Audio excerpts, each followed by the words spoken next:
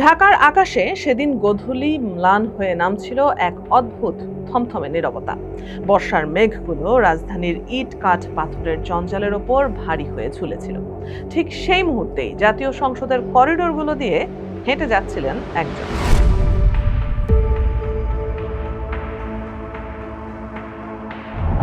তার হাতের ফাইলে থরে থরে সাজানো ছিল কিছু অমীমাংসিত প্রশ্ন।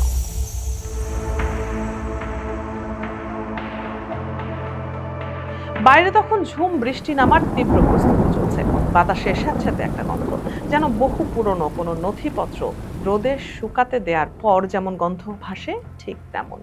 এই আবহাওয়ার মাঝেই শাহজালাল বিজ্ঞান ও প্রযুক্তির পলিটিক্যাল স্টাডিজের এই অধ্যাপক গভীরভাবে ভাবছিলেন সেই চিরন্তন সাংবিধানিক সত্য নিয়ে। সংবিধানের 65-1 অনুচ্ছেদটি যেন বারবার তার চোখের সামনে ভেসে উঠছিল। সেখানে স্পষ্ট করে বলা আছে, প্রজাতন্ত্রের আইন প্রণয়ন ক্ষমতা সংসদের ওপর ন্যস্ত। কিন্তু সেই ক্ষমতার আসল মালিক কি সত্যি আজ সংসদ সদস্যরা, নাকি নেপথ্যের কোনো অদৃশ্য ছায়া তা গ্রাস করে নিচ্ছে? সাম্প্রতিক রাজনৈতিক অঙ্গনে ইনভেস্ট বাংলাদেশ আইন 2026 পাশের পর থেকেই এই প্রশ্নটি যেন দাবানলের মতো ছড়িয়ে পড়েছিল। মাত্র 18 মিনিটের সেই বিতর্কহীন পাশ হওয়ার ঘটনাটি কাউকে স্বস্তি দেয়নি, বরং গণতন্ত্রের ভিত কাঁপিয়ে দেওয়ার মতো এক অজানা আতঙ্ক তৈরি করেছিল। সংসদের ভেতরে যখন এই আইনটি নিয়ে আলোচনা হচ্ছিল, তখন নাকি বাইরে বৃষ্টির ফোঁটাগুলো জানালার কাছে অদ্ভুত এক শব্দ হচ্ছিল। কিন্তু সেই শব্দের চেয়েও অনেক বেশি জোরালো ছিল সমালোচকদের সেই আর্তনাদ, যেখানে বলা হচ্ছিল যে স্থায়ী কমিটিতে পাঠানোর ন্যূনতম প্রয়োজনটুকু বোধ করা হয়নি। দ্রুত সিদ্ধান্ত নেওয়া বা অর্থনৈতিক সংস্কার করা সবসময় অপরাধ নয়। আধুনিক বিশ্বে অনেক সময় জরুরি পরিস্থিতি সামাল দিতে দ্রুত পদক্ষেপ নিতেই হয়। কিন্তু প্রশ্ন হলো, সেই দ্রুততা কি শেষ পর্যন্ত গণতান্ত্রিক প্রক্রিয়ার কবর রচনা করছে? আইন কোনো সাধারণ কাগজের টুকরো নয় যে চাইলেই যখন তখন কেটে ছেটে ফেলা যাবে।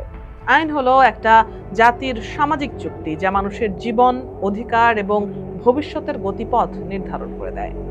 পৃথিবীর যে কোনো কার্যকর গণতন্ত্রের দিকে তাকালে দেখা যায়, ব্রিটিশ হাউস অফ কমন্স হোক কিংবা ভারতের সংসদ, কমিটি পর্যায়ে বিলের চুলচেরা বিশ্লেষণ করা হয়। কারণ সংসদের মূল সৌন্দর্য শুধু হাত তোলার সংখ্যায় নয়, বরং যুক্তির লড়াইয়ে লুকিয়ে থাকে। কিন্তু আমাদের এখানে উল্টো চিত্র বারবার দেখা গেছে।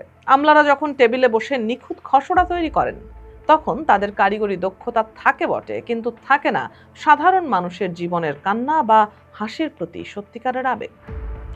জনগণের ভোটে নির্বাচিত প্রতিনিধিরাই পারেন সেই মানবিক ও রাজনৈতিক প্রভাবগুলো নিখুঁতভাবে মূল্যায়ন করতে। অথচ বাস্তবে দেখা যায়, জনপ্রতিনিধিরা আইন প্রণয়নের চেয়ে এলাকার মাটি কাটার প্রজেক্ট আর ব্যক্তিগত তদবির নিয়েই বেশি ব্যস্ত।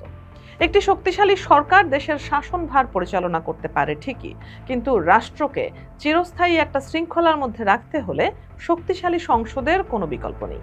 সরকার দেশ চালায়, আর সংসদ রাষ্ট্রের ভবিষ্যতের নিয়ম তৈরি করে। ইতিহাসের পাতা উল্টালে 1975 সালের সেই চতুর্থ সংশোধনের কথায় আজও গা শিউরে ওঠে। সেদিনও তো এভাবেই রাতারাতি একদলীয় বাকশাল ব্যবস্থা প্রবর্তনের মাধ্যমে গোটা রাষ্ট্র ব্যবস্থাকে বদলে দেওয়া হয়েছিল। সেদিনের সেই দ্রুততার ইতিহাস পরবর্তী সময়ে বারবার রক্ত আর চোখের জলের মধ্য দিয়ে শোধ করতে হয়েছে জাতিকে। প্রতিবারই দেখা গেছে, প্রক্রিয়ার বৈধতা না থাকলে সেই আইন জনগণের মনে কোনো স্থায়ী জায়গা করে নিতে পারে না। আজকের এই 2026 সালের রাজনৈতিক বাস্তবতায় দাঁড়িয়েও কি আমরা সেই একই ভুলের পুনরাবৃত্তি দেখতে পাচ্ছি?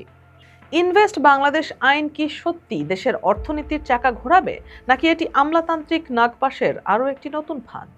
যদি আইন প্রণেতারা তাদের সাংবিধানিক দায়িত্বের কথা ভুলে গিয়ে কেবল পাপেট বা পুতুল হয়ে যান, তবে এই সংসদ একদিন শুধুই একটা সিলমারা কারখানায় পরিণত হবে। বৃষ্টির ফোঁটাগুলো তখন আরো জোরে জানালার গ্রিলে আছড়ে পড়তে শুরু করে। বাইরে রাজধানীর পথ ঘাটে, জলমগ্ন রাস্তায় গাড়ির হেডলাইটের আলো ঝাপসা হয়ে আসে। সেই একজন তার ডায়েরির পাতা বন্ধ করেন এবং দীর্ঘ নিঃশ্বাস ছাড়েন। গণতন্ত্রের এই দীর্ঘ যাত্রাপথে সংশোধনের আলো কি তবে নিভে আসছে, নাকি এখনো সময় আছে এই আমলাতান্ত্রিক দৌরাত্ম্য রুখে দিয়ে সংসদকে তার হারানো গৌরব ফিরিয়ে দেওয়ার? এই প্রশ্নের উত্তর খুঁজতে গিয়ে চারপাশের অন্ধকার আরো গভীর হয়, আর বৃষ্টির শব্দে ডুবে যেতে থাকে গণতন্ত্রের এক নিদারুণ আর্তনাদ।